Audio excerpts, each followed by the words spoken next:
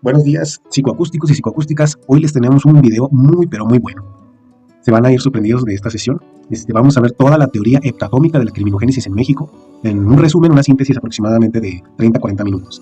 Toda esta teoría que lleva 10 años desarrollándose, es algo desconocida, pero está bien interesante, les va a gustar mucho y van a ver toda la información que arroja. Esto con motivo del mensaje que dio el presidente Andrés Manuel López Obrador en el Consejo de Seguridad de la ONU. Un mensaje muy interesante porque él menciona de manera acertada en algunas cosas que, los delitos se deben a la falta de trabajo, a la pobreza, etc.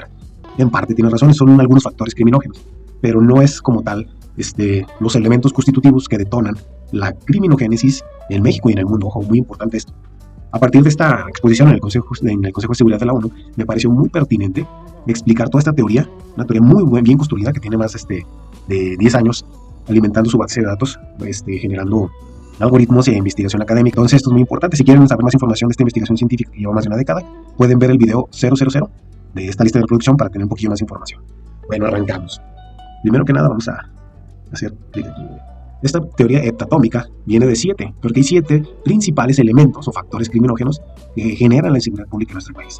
Más allá de lo que dice nuestro presidente o el Ejecutivo Federal, vamos a ponerlo así, para no dar distinción, es muy laxa la explicación de él. Ataca con sus programas 2 factores que vienen siendo la pobreza y que también viene siendo la falta de empleo, los cuales no son como tal elementos constitutivos de la inseguridad pública en México. Aquí está la clave, ustedes se dan cuenta, les voy a poner así de simple. Si mañana en nuestro país, en México y en todo el mundo, a las personas se les diera $1 millón, una casa, un automóvil y un trabajo estable, la inseguridad, la tasa de homicidios, de lesiones, de secuestros, de robos, etc., bajaría un número insignificante, porque no desaparecen los factores criminógenos. Ahí es donde está la clave. Todas las políticas en general que han creado, esbozado e implementado los gobiernos desde hace 20 años se basan en placebos paliativos a nivel mesosocial y ninguno entiende, comprende y ataca la criminogénesis. Ahí está el problema, por eso hacen toda esta serie de programas y políticas públicas que nunca tienen un impacto real. Hay algunas que tienen un impacto regional o comunitario en algunos lugares, pero son casos contados. Por ejemplo, en Colombia hay casos de éxito, obviamente no en todo el país, sino en regiones específicas. En México también hay sitios donde se ha logrado reducir la percepción, incluso la tasa de delitos por cada 100,000 habitantes, pero de una manera no significativa, no a nivel nacional, a nivel geopolítico en el conglomerado de América Latina, y tampoco a nivel estructural. Sigue, vamos a poner los factores criminógenos creciendo y creciendo.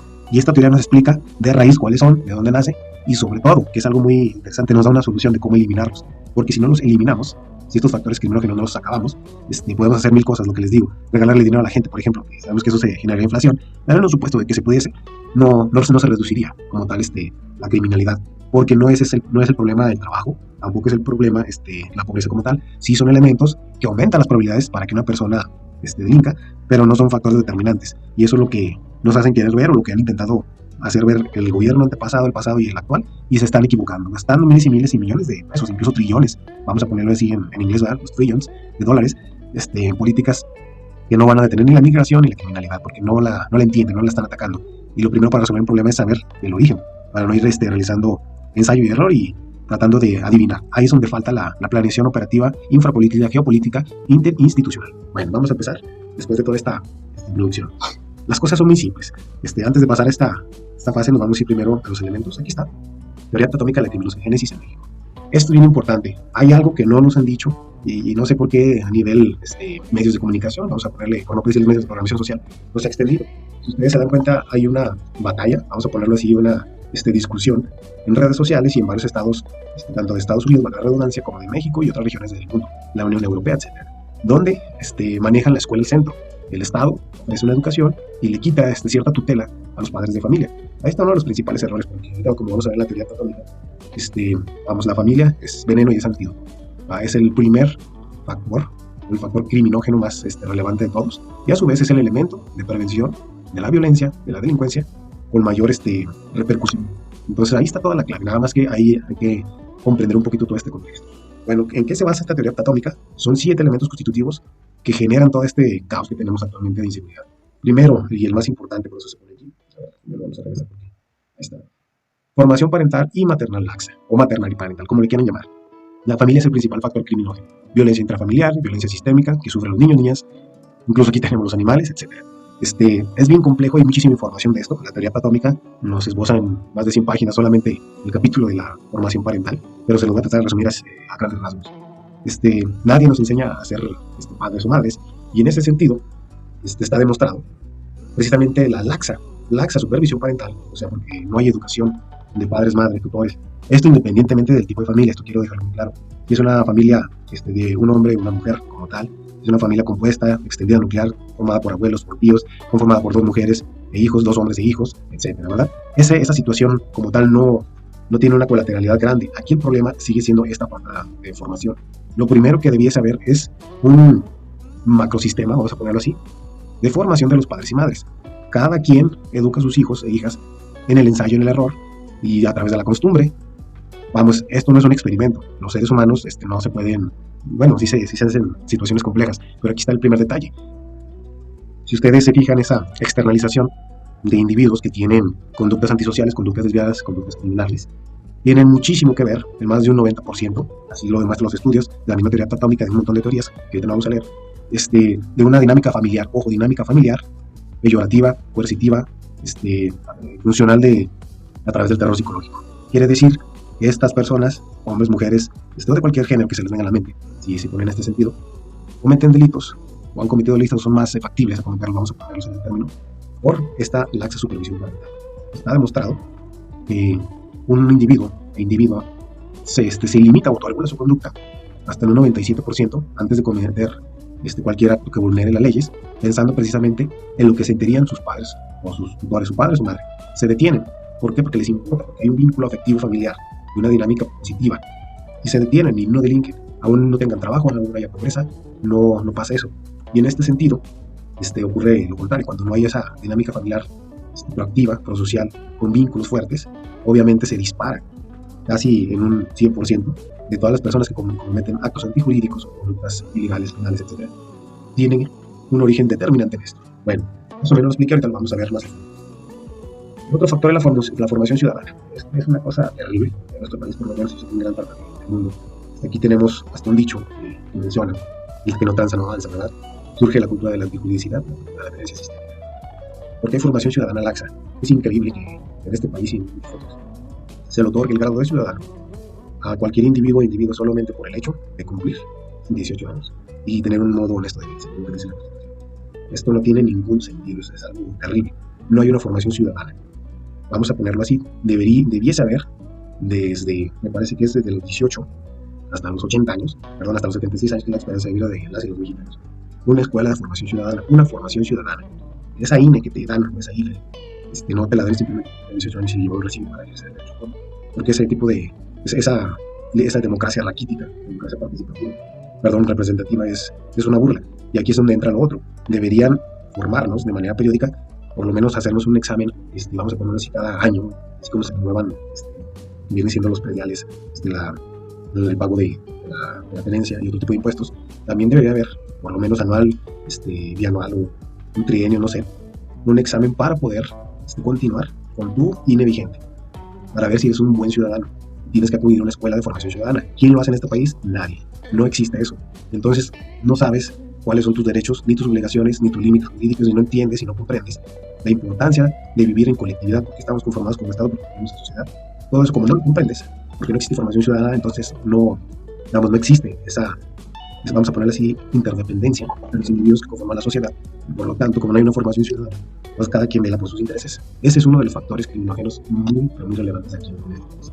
Y luego viene la religión. Y ustedes dirán, bueno, ¿por qué la religión? No parece algo extraordinario, pero no lo es. Este es otro de los factores criminógenos. ¿Por qué? Porque tiene, les voy a platicar más o menos así, de manera muy rápida, esta situación, porque también tiene muchísimas páginas dedicadas el libro de la teoría atómica de la criminogénesis en México a este apartado. En síntesis, cuando inició la división social del trabajo, ya imagínense hace 10.000 años en Mesopotamia, pues se crea la política, se crea el ejército, se descubre la agricultura por parte de las mujeres, según la historia oficial, como ya hay excedente de producción, ya hay, se pueden sembrar, hay alimento en exceso, ya no se requiere que toda la gente se dedique al cultivo de sus alimentos. Entonces empieza a haber ocio y empieza a haber tiempo para pensar, vamos a ponerlo así. Algunos listillos por ahí pues se les ocurre decir que son los elegidos divinos, la religión, y empiezan a conducir vamos a aprovechar el producto de trabajo de los demás. Hay unos que se dedican a la agricultura, pues a la albarería, etcétera. Se crea la política prácticamente, se crea un ejército, etcétera. Pero, ¿cómo haces para que toda esa gente siga sometida, además de la situación coercitiva? Porque es obvio que no te van a hacer caso nada más. ¿Sí? Para eso se crea la religión. La religión es un sistema de programación y control social que opera a través del terror psicológico. Está bien sencillo. Discúlpenme las personas que son muy creyentes de este libro, perdón, de este libro de las religiones y de los libros en general más populares que vienen siendo las cábalas del judaísmo, la Biblia, el Corán, etc. Estos libros contienen un sistema dogmático de terror psicológico. ¿Cómo controlas la conducta del individuo? Pues obviamente a través del miedo. Principal elemento, le dices que si no se comporta conforme a las normas que se establecieron, que se establecen en la sociedad, vamos a ponerlo así, pues además del castigo dentro de la sociedad, está el peor castigo, que es teológico. Te vas a quemar en el infierno durante toda la eternidad, no te vas a ir al cielo, etcétera, van a caer tormentos, bla, bla. Bueno, se la resumo. Ese terror psicológico pues hace que del miedo, así de simple, las personas se controlen. No es que no quieran, vamos a ponerlo así, no es que una persona no quiera robar, no quiera matar, no quiera el adulterio, por ejemplo. Sí lo desea porque existen los factores criminógenos. Lo que pasa es que lo reprime y lo sublima en otras desviaciones y anomias que luego vamos a ver, y también generan problemas. Entonces este medio de control estaba muy presente en nuestro país. Voy a regresar un poquito a eso. No había una autorregulación de la conducta, había una heterorregulación de la conducta, de afuera hacia adentro, una presión. Los individuos se comportaban, de alguna manera, entre comillas, de manera no penal o no antijurídica, en ese términos, por miedo, por la censura cognitiva, por el condicionamiento pedante, los latigazos, la represión ideológica. Entonces no era porque quisieran como tal, sino simplemente por miedo, y empiezan ahí a surgir un montón de patrones de conducta desviados de los cuales luego hablaremos. Entonces en México ocurrió lo mismo, históricamente durante la colonia, la regulación de la conducta fue por medio de esto. Cuando ocurre la Revolución Mexicana no hay muchos cambios, aunque empieza a haber una, entre comillas, separación de la Iglesia y el Estado. Literalmente pues el Estado le deja el control social, vamos a ponerlo así, la autorregulación de la conducta y de la población en manos de la Iglesia, y aquí es donde explota todo. ¿Okay? Porque esa de la regulación de la conducta en base precisamente a esa razón, en base a ese miedo infundado de que va a ser el cielo al infierno, pues era un sistema de valores funcional hasta que llega el sistema de valores del neoliberalismo. Ustedes van a decir que tiene que ver eso, van a ver la correlación muy importante cuando llega el neoliberalismo a nuestro país, y toda la industria cultural, la música, el cine, lo que viene siendo el marketing, lo que es el consumo. Hay todo otro sistema de valores que va cambiando y va contraponiéndose con las teorías de valores y de conducta de los individuos. Entonces llega un momento donde explota, porque la regulación de la conducta no era, anteriormente, vamos a ponerlo así, había una mucho menor tasa de delitos, menor tasa de violencia, entre comillas, no porque no existieran los factores criminógenos, ahí estaban, nada más que estaban reprimidos y estaban sublimados en otras conductas. Cuando llega este sistema de valores de la industria cultural, del modelo globalista, hay una explosión, porque de repente una generación de transición de los baby boomers, la generación X y los millennials, hay esa disrupción porque se dan cuenta de que pues no hay, vamos a ponerlo así, el sistema de valores de la industria cultural es inmediato, es satisfactorio, es comprar y siente placer ahora, de los placeres inmediatos. La liberación de endorfinas al comprar, consumir bebidas psicotrópicas, enervantes, etcétera, un montón de cosas que ustedes ya conocen. Ocurre este fenómeno de globalización y todo el sistema de valores basado en cánones pues se empieza a tambalear y se destruye. Llega la generación de los millennials y la generación de los centennials, pues en un, vamos a ponerlo así, en un sesgo o en un limbo de sistema de valores. Se encuentran aquí entre un sistema de valores moralista, ¿no? ¿Sí? Donde la conducta se regulaba a través del miedo, y un liberalismo total, donde pues cada quien sálvese como pueda, el individualismo, yo me hago rico, lo demás que se entreguen, la propiedad privada, lo importante es hacer dinero, la vida límite. Si ustedes ven un video de reggaetón, van a ver en general un estilo de vida opulenta. Aquí pues, el sistema de valores que menciono que le programan a los individuos es del consumo, de la riqueza, etcétera. Y obviamente este sistema de vida no se puede lograr pues, con una vida, con un trabajo normal. Entonces empieza a haber esa disrupción, vamos a ponerlo así. Y para lograr ese estereotipo de vida que se le está programando, bombardeando cotidianamente a través de la televisión, a través de las redes sociales, a través de los comerciales de todos lados, se le está bombardeando a los individuos. Ese es el estilo de vida que deben de seguir para ser felices. Entonces, ¿qué pasa? Obviamente pues no se puede conseguir porque es una ilusión. No puede haber puros ricos en el mundo. Luego vamos a explicar esa situación de por qué no puede haber puros ricos, pero no nos vamos a meter en ese tema econométrico, que también es muy importante y de hecho lo maneja la teoría atómica. Pero para hacerlo más rápido, ¿cuál es la única alternativa? Si yo tengo un trabajo con un salario muy bajo para lograr tener este tipo de vida, obviamente necesito delinquir, no hay otra forma, aportar dinero. Y aquí es donde hace una bifurcación esta teoría, esta parte de este muchacho, vamos a ver, esta es la actualidad, y hay toda una metodología constituida, y hace ser la metodología de externalidades restaurativas sociales para llegar a esto. Esto es lo que tenemos en la actualidad y las cosas, pues, gráficamente así lo quise representar, pero no lo puedo explicar. En este sentido, se genera, hay una dicotomía de regularización de la conducta. Por un lado, estos jóvenes, de familias de trabajadores, de obreros, de campesinos, que obviamente su realidad pues les impide, no el trabajar en una maquila, trabajar en una carpintería, trabajar en una profesión, vamos a ponerlo así, en general, arquitecto, médico, abogado, etcétera, pues muy difícilmente se consigue ese estilo de vida. Se consigue uno para sobrevivir o para medio, o vivir, vamos a ponerle bien, pero para alcanzar ese nivel de materialismo no. Y aquí es donde se hace esa dicotomía, porque se crea un factor criminógeno y una criminogénesis, tanto en los estratos sociales bajos como los altos. Y ahí es una de las diferencias más grandes, porque siempre nos cuentan, déjenme ver si bien, pues aquí es donde surge esa nueva dicotomía, esa situación que no hemos visto, y prácticamente ninguna teoría la menciona como tal, y todo el mundo lo sabe, pero no se hace explícito por ninguna razón. Y aquí en la teoría heptatómica sí se toma en cuenta. ¿Cuál es esa dicotomía que surge en la clase de los millennials y los centennials, esas generaciones que ya están en el limbo del sistema de valores canónico, que ya explotó? Muy sencillo, incluso por ahí se incluye una redundancia a los baby boomers y también hasta la generación X.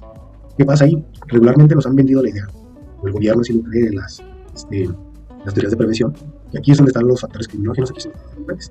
Sí hay, obviamente, delincuentes, hay factores criminógenos aquí lo podemos ver por el simple hecho de los colores, la teoría del color, igual todo este tono de grises afecta a la psique del individuo, obviamente la conducta. Estas casas están, vamos a ponerlo así, muy pequeñas, como casi todas las casas de interés social en México, son criminógenas porque no tienen requerimientos de esparcimiento.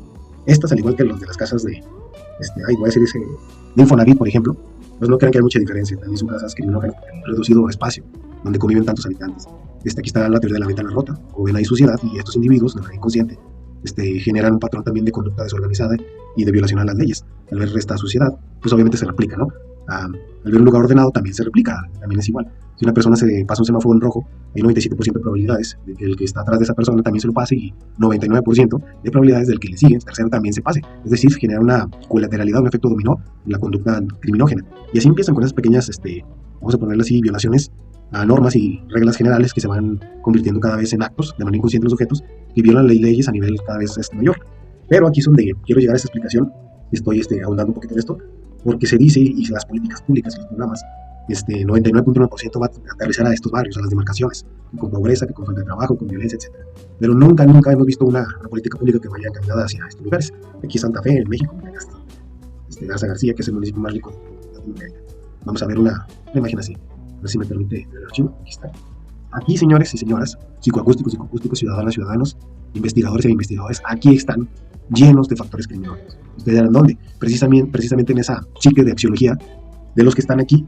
Estos a lo mejor de manera directa nos están disparando un arma, pero como tienen el mismo problema que los que están acá, déjenme, están aquí en esa bifurcación, ese limbo, ese sistema de valores, corrupto por decirlo así, roban, cometen fraudes, son los que llamados ladrones de cuello blanco. Estos señores afectan de manera mesosocial y macrosocial. Fíjense nada más la diferencia. Aquí se generan más conductas antisociales que repercuten a nivel, vamos a ponerlo así, macrosocial, mucho más que incluso acá. No lo estoy diciendo en un sentido peyorativo a las personas que viven en estos suburbios. A ver si lo podemos hacer comunidad. Vamos a poner eso a la derecha y a la izquierda. Como ven estos dos, aquí los pueden observar bien. Aquí vive gente estimulada por un conjunto de factores criminógenos y con conductas desviadas, con anomias, que se convierten en conductas antisociales. Aquí está lleno de factores criminógenos. Acá también, pero estos factores criminógenos no son el vecindario como tal, no son los árboles que están aquí, como ven aquí las que están limpias, están en una, vamos a ponerlo así, una topografía y georredistribución adecuada. Aquí no hay un orden, obviamente más plausible que se le ponen conductas antisociales aquí. Sin embargo, los que están aquí de estas generaciones que les hablaba, que están en ese limbo, también cometen delitos. La diferencia es que a lo mejor asalta a uno de los que está aquí, a una de las personas que está aquí, le genera un daño patrimonial y psicológico porque le genera inseguridad, hay un efecto en cadena psicológico en esta persona, en la familia, en los familiares, en los amigos y en todos los que están aquí alrededor. Digamos que un acto delictivo de una persona que está aquí afecta a 50 personas por el simple hecho de robarse el celular de esta persona. Pero el que está acá comete un fraude de 100 millones, se roba 100 millones que iban para una campaña de reforestación, precisamente para que estas áreas verdes estuvieran acá, se roba otros 10 millones para pavimentación, otros 100 millones para participación ciudadana, para mejorar las escuelas, etc. Y tiene un efecto multiplicador, una sola persona que se roba todos esos millones, afecta, valga la redundancia, a millones de personas. Entonces fíjense nada más el tamaño del impacto social del factor criminógeno que son estas personas y estas. No significa que estas no generen el problema. Vamos, como tal las personas no son un problema, sino el conjunto de factores criminógenos que les, vamos a decir, impulsaron o que les motivaron o les hicieron mayor propensión a delinquir. Estos y estos. La diferencia es que, lo vuelvo a repetir, aquí todo el mundo está volteando enfocado y hay problemas y acá nadie, aquí piensa que todo está bien y bonito. Y ahí es donde está el problema. Vamos a ponerle ese abismo que hay entre estos dos mundos, dos clases sociales, vamos a ponerlos así, realmente está interconectado por un mismo sistema de valores, una axiología, ¿cómo se le puede decir? Antijurídica, la cultura de la antijuridicidad, porque están en la misma situación las dos generaciones o tres con esta disrupción de este sistema de valores.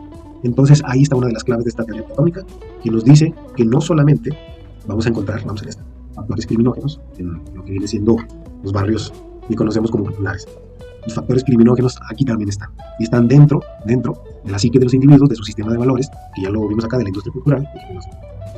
Como pueden ver, ya que dimos la explicación de que aquí también hay muchísimos, vamos a ponerlo así, personas que cometen actos antijurídicos, para no nombrarlo de otra forma, al igual que en los barrios populares que pues tanto se manejan en las políticas públicas, que nunca tienen un impacto real precisamente por esto, porque nos está atacando el problema de raíz, simplemente es un negativo microsocial, ni siquiera a nivel metasocial. Bien, seguimos con la explicación, y aquí es donde entra la parte descriptiva de esto, las axiologías. Ponemos la parte de la teoría atómica, nos habla del empleo y la economía. Esto es un elemento que casi todos los teóricos de la escuela clásica criminológica, la escuela italiana, también teóricos estadounidenses contemporáneos, siempre mencionan el empleo y economía, pero no, aquí es donde le damos un revés. El empleo y la economía no son un factor criminógeno como tal. ¿Por qué? Porque una persona que tiene hambre no va a buscar robarse un iPhone, no va a buscar robarse una camioneta. ¿Cuál es el problema? El problema es la axiología que está aquí, la fragmentación, que viene siendo la industria cultural, que está formando, lo que les decía en este detalle, en esta parte de la heterorregulación, que ya no hay un sistema de valores dominado por la industria cultural. Obviamente que va a ser esta persona que está conducida, controlada, programada, manipulada por ese sistema de valores que muestra una vida de opulencia, como la vemos aquí, como la forma de vida, pues va a robar, porque no hay otra forma de vivir en la opulencia. Los trabajos dignos no logran esto. Estos tienen que robar de alguna manera u otra, al igual que otros, los que están acá en los barrios populares, para tratar de darse esa vida de la industria cultural con su sistema de valores mercantilista, utilitarista, individualista, y financierista, monetarista y todo algocista que se pueden imaginar, está provocando la conducta de los individuos. Ese es el detalle. No es tal lo que nos dicen que hay falta de empleo y economía. Aquí es donde esta teoría nos dice: mañana denle $1.000.000 a cada ciudadano mexicano, denle una casa y un automóvil y un trabajo de base, en lo que se les ocurra. Y el número de, vamos a ponerlo así, de delitos no se va a reducir, ni los factores criminógenos van a desaparecer para nada. Aquí lo podemos ver aquí en la ENSU, a ver si se alcanza a notar, la ENSU y la INPIPE. Aquí está. Estas encuestas que hace el INEGI, vamos a hacer una suposición. Mañana ocurriera eso, y en la próxima encuesta de seguridad pública urbana, en la próxima escuela del sistema de Encuesta Nacional de Victimización y Percepción, y en el sistema, el Secretario Ejecutivo del Sistema Nacional de Seguridad Pública, etcétera, las cifras seguirían igual, porque no es como tal el problema. Le vuelvo a repetir, el problema está en las axiologías, en el sistema de valores. Aquí es donde está el detalle, porque hay poblaciones en el mundo muy empobrecidas, pero muy empobrecidas, donde el delito no ocurre. ¿Por qué? Porque no hay una referencia de manipulación de un estilo de vida opulento que motive al individuo precisamente a cometer actos antijurídicos para obtener vamos a hacer así, traslado de dominio de la riqueza de otro de manera ilegal hacia sí mismo. Es lo que viene siendo acumular la riqueza de varios, botarla por poner otro nombre. Y eso es lo que está generando ese problema en México y en todo el mundo, la axiología. Esa axiología del globalismo, que no se ataca y que en algunos lugares, se está tratando de erradicar, vamos a ponerlo así, bueno, no erradicar, sino tratar de manera muy sutil y muy laxa, a través de las escuelas, a través de las religiones, de las iglesias. Es lo más tonto que se puede hacer, porque nunca vas a ganarle, te lo pongo así de simple, 6 años de formación axiológica en una escuela pueden ser destruidos con 30 segundos de un buen video de Neuromar. Así de simple. No está el problema aquí. Es por eso que esta teoría es bien importante. Es muy importante que la conozcan, que la lean, que los gobiernos del mundo conozcan, entiendan cuál es el origen de todo esto.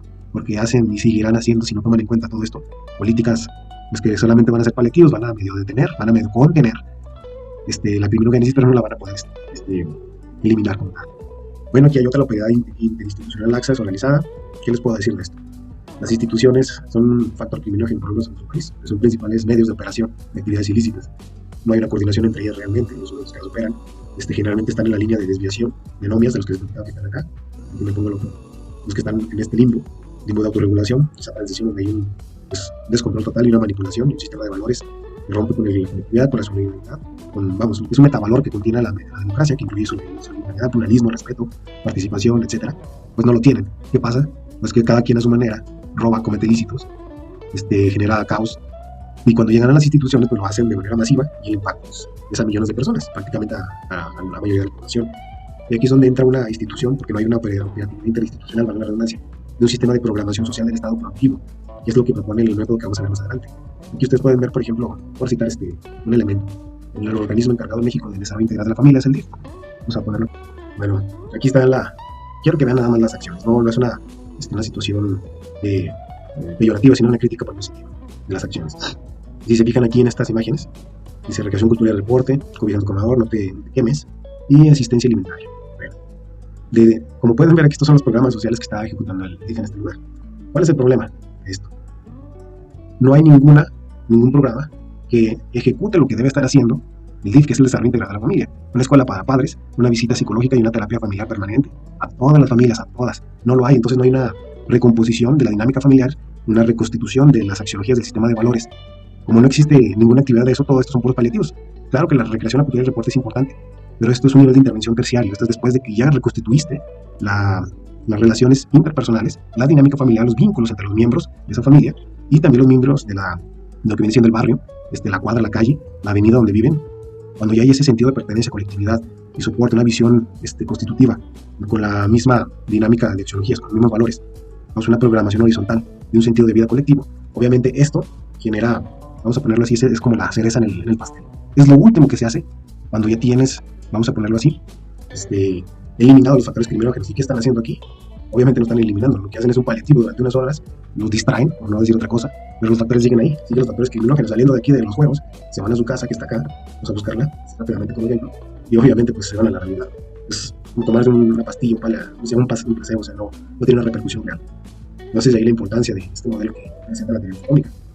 Armas, aquí es un tema bien delicado, pero lo vamos a manejar de una manera más sencilla.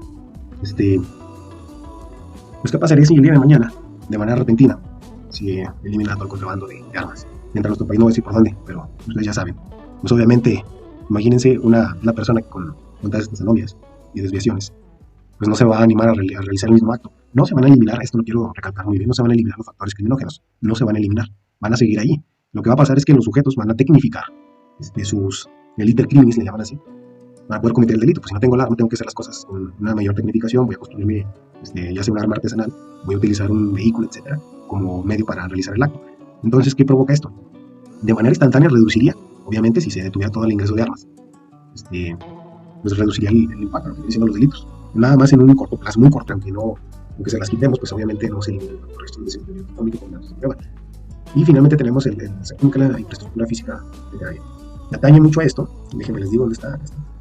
Hay muchos barrios, la mayoría sí, en el país, y sobre todo hay una situación muy elevada, muy importante en esos barrios. Este es un factor criminógeno y mucha gente no lo entiende ni lo ve. Voy a utilizar esta imagen que está aquí como ven estas cercas. ¿Qué pasa en esta parte de la infraestructura? Está bien interesante también. La parte de la infraestructura física. Aquí, como ven, tienen las rejas, regularmente aquí hay unas plumitas, está un guardia y hay un registro para la entrada, hay cámaras por todos lados, hay sistemas de vigilancia, alarmas, etc. Todo eso, lo vuelvo a repetir, no elimina los factores criminógenos, no los elimina. Tecnifica a los delincuentes. Yo como persona o sujeto que decido delinquir y veo esto, veo un sistema muy complejo de seguridad activa, vamos a ponerlo así, de prevención terciaria. ¿Qué voy a hacer? ¿Voy a eliminar mis factores criminógenos de manera instantánea? Obviamente no. Pasan dos cosas. Me movilizo a otro vecindario con menor seguridad, o sea que se movilizan las tasas delictivas simplemente, pero no se eliminan, simplemente se movilizan a otra. Aumenta el número de delitos en otra colonia que no tiene la capacidad económica para hacer esto. O, la más frecuente, el individuo tecnifica el iter criminis, se hace más inteligente, planea mejor. Vamos, entre mayor sea el reto, pues mayores habilidades se requieren. Lo que estamos haciendo con esto, de manera inconsciente todos los que viven aquí, es generando una profesionalización de los delincuentes, literalmente. En ciberseguridad, en movilidad urbana, en hacking, en un montón de cosas. Entonces el que entra aquí ya no va a entrar con su cuchillo, ya va a entrar con herramientas tecnológicas y va a ser peor porque ya tenemos una persona con mayores capacidades de delinquir y hacer daño, gracias a esto, estos barrios privados donde está esta infraestructura. Eso es otro detalle que pasa mucho en México, muchísimo. Como ven, esta es la explicación de la teoría atómica. A grandes rasgos se las quise exponer porque obviamente es muy amplia. Pero como ven, las autoridades no están haciendo, no están acertando, vamos a ver las políticas públicas donde debe ser. Y aquí es donde entra, aquí vienen algunos autores de los cuales se basó esta teoría, la clasificación de Gicaruel, de Herrera, Lazo y de muchos otros autores, tanto nacionales como estadounidenses, también hay muchos italianos, pero nada más lo mencionamos porque se tuvo que contextualizar durante más de una década, se ha hecho este proyecto de investigación y obviamente se ha construido toda la teoría atómica de la tecnología de Génesis en México, para entenderla, realmente lo que está pasando aquí en nuestro país, y a nivel general en muchas partes del mundo, aplicar en muchas cosas, pero como tal está dirigida, esbozada y alimentada por las interacciones en México y datos del país. Ahora bien, pues ya les explicamos a grandes rasgos, aquí vienen muchísima información de todo esto. Miren, le voy a poner aquí, a ver si se alcanzan a... Vamos a leerla así rápido. Fallas del gobierno de planeación partida de la política tecnológica. El primer error que se comete ante la implementar políticas de prevención del delito, vamos para acá, y de la evidencia segmentar y focalizar las demarcaciones de códigos urbanos. Se piensa que en Bernardes no hay factores criminógenos, solo se intervienen las demarcaciones donde la criminogénesis es visible en el espectro sintético cometido, pero cometiendo el terrible error de generar sinergias criminógenas en todos los demás suburbios o zonas residenciales. Se crean colonias privadas y sistemas de seguridad que tecnifican el Estado. Este es nada más el ejemplo que les explicaba. La intervención es de prevención terciaria, prevención situacional del delito, dejando a un lado lo más importante, que es el combate de los factores criminógenos. No se combate, y menos dándole dinero a la gente, eso no tiene sentido. Se privilegian acciones superficiales que son vistosas, pero que además, que jamás atacan los factores criminógenos, solo se tecnifican otra vez. Todo esto que está haciendo el gobierno, esas políticas, no cambian el sistema de valores, que es vamos a ponerlo así, es el núcleo, es la axiología del comportamiento, de la conducta exterior del individuo. Ahí es donde tenemos que aterrizar las políticas públicas, y no lo están haciendo en ningún lado. La construcción de una cancha y de un espacio verde solo tiene impactos reintegrativos si se utiliza después de intervención preventiva primaria, de reprogramación de la conducta. Hay que hacer una reprogramación de la conducta de toda la sociedad de forma permanente durante años. Hay que programar, así como lo hicieron durante más aproximadamente 30 años, el sistema de valores globalista, individualista. Pues así también se tiene que programar generacionalmente, desde los niños que tienen, no sé, un año, ahorita lo vamos a ver de manera más precisa, hasta los adultos de 90, los de adultos mayores de 90. Esto es otra de las cosas, porque siempre se deja fuera de las políticas públicas las generaciones que son las que están, vamos a ponerlo así, encargadas de la ejecución de las políticas públicas, que son la generación X, los millennials y los centennials. Y dicen, bueno, vamos a rescatar a los alfa, la nueva generación, pero no. El problema para rescatarlo no es en la escuela, no es en el barrio, es dentro de la familia y dentro de la reprogramación al unísono, de manera sincronizada, de todas las generaciones. Hay que reprogramar, así como lo hizo la industria cultural cuando programó, desde los más grandes hasta los más chicos, el deseo, vamos a ponerlo así, por la opulencia, pues así tenemos que programar y reprogramar el deseo por la colectividad, la solidaridad, la democracia participativa, el comunismo, etc. Aquí viene muy importante. Las instituciones creadas para el desarrollo integral de la familia y sus individuos, la formación ciudadana y la programación social integrativa no realizan su tarea, pero bueno, las instituciones lo único que hacen es fungir como, vamos a ponerlo así, medios de marketing político, operadores políticos. Eso es lo que hacen los individuos que están aquí, no como tal las instituciones, porque tienen obviamente un propósito, un reglamento, un marco jurídico que les indica que hay que reconstituir el tejido social, pero por los individuos que están ahí no lo hacen, porque no llegan precisamente los mejores ni los más conocedores, llegan los que llevan votos. No sé qué les puedo decir. El Estado mexicano, históricamente, ha dejado la formación de axiologías a la religión. Aquí está el grave error, ya que durante más de 200 años la autorregulación de la conducta de los individuos en la sociedad mexicana se dio por represión neurológica, censura cognitiva, condicionamiento operante y terror psicológico, lo que al combinarse con el sistema de valores de la industria cultural exógena y el libre mercado generó una explosión disruptiva de la conducta. Los individuos no se comportaban bien en sociedad como producto de la formación ciudadana y la autorregulación de la conducta por la razón del bien común, como medio de límite del ejercicio de mis derechos para respetar la esfera jurídica del tercero, donde limitar mi comportamiento y ceder determinadas libertades entregadas al Estado, como administrador, y ceder determinadas libertades entregadas al Estado como administrador, me permite convivir en sociedad de manera armónica. La conducta es todo lo ideal, pero no es así. No hay esa introspección y ese razonamiento de que ese sistema de valores y esa autorregulación de la conducta nos conviene a todos. Es entregarle una parte de las libertades para que las administre el Estado, para que sea el garante de toda esa armonía y convivencia pacífica en la sociedad. Para eso nos constituimos con la sociedad, pero no está funcionando como debe de ser. ¿Por qué? Porque la conducta se limita por el castigo. Otra de las cosas que hacen siempre. Aumento de penas. Aumentan de 10 a 20 años a 100 años la pena del homicidio, la pena del feminicidio y la pena por el robo de autos, etc. Esa metodología que viene de la política ideológica reactiva está totalmente caduca, arcaica. Eso tiene más de 100 años que los teóricos dijeron no. Todo ese aumento de penas obviamente no disminuye los delitos, los tecnifica, no elimina los factores criminógenos. Y lo vuelvo a repetir hasta cansancio. Aumentan 100 años el delito por robarse unas tortillas. No, la persona, el individuo, la individua, no va a decir, pues no me la voy a robar porque me van a meter 100 años. Va a buscar la forma de que tecnifique sus estrategias, sus metodologías de hurto y de usura para que no les cubran, porque va a seguir queriendo las tortillas. Y es lo que me entiende, no se elimina el factor, simplemente se presiona y genera esta forma de sublimación en una tecnificación de las conductas criminales de los individuos y las individuas. Entonces es una estupidez eso del aumento de penas. Bueno, el peor error es la política criminológica basada en el modelo arcaico, reactivo en lugar de integrativo. Más policías, más penas en lugar de más ciudadanos y más prevención. Aquí hay una situación bien interesante. Ya vamos a pasar al punto neurológico, hay muchas cosas que ver, pero vamos a